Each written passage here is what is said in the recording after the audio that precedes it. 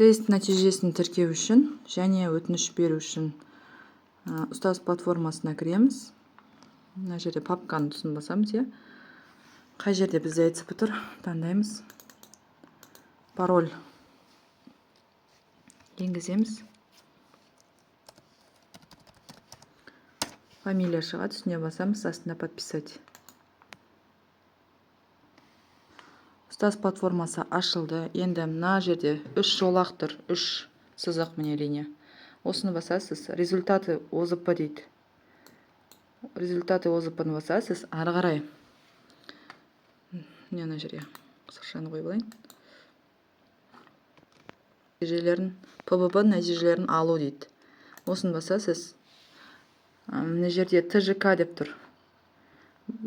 Яғни ТЖК тест результаты шығады. Осы кезде мынандай ТЖК 2TA деген номер бар. Осыны көшіріп алсаңыз болады. Болмаса есте сақтап алып, мына жерге енгізіңіз. Енді қай жыл тапсырдыңыз, соны енгізесіз де астына іздеу дегенді басасыз. Міне шығып тұр, көрдіңіздер ме? Міне өтті, модератор деп. Сақтау дегенді басасыз. Сосын осылай нәтижесі сақталады. Енді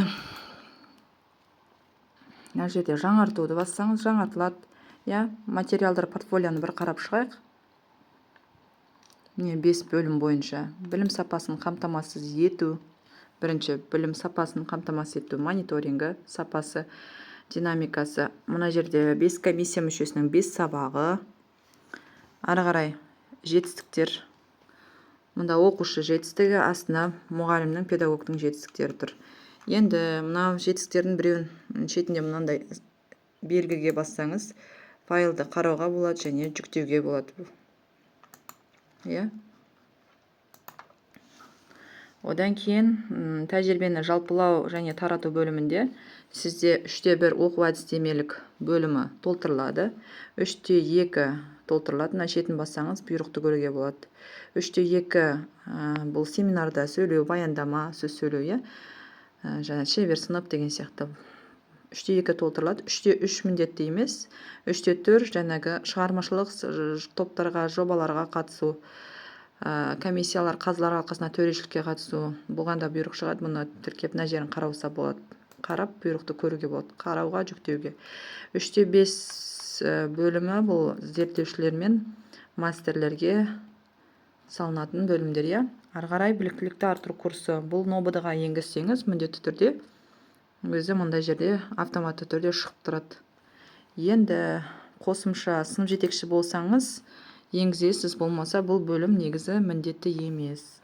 Енді аттестаттауға өтінішті бассаңыз, көрсетейін. Аттестаттауға өтінішті бассақ, мына жерде мәліметтер, мектеп тұрады, мұғалім, еңбек өтілі, мамандығы. Мәліметтерді растайсыз. Растағаннан кейін мынандай шығады.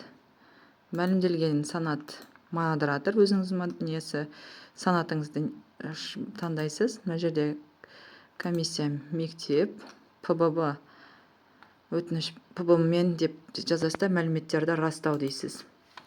Ары қарай мына жерде нәтижесін жүктейсіз.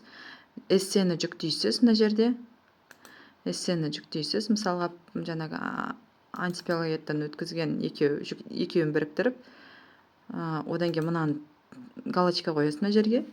Қол қойып жіберу. Ары қарай ецпіңізбен қол қойып жібересіз. Осылай өтініш бересіз аттестаттауға.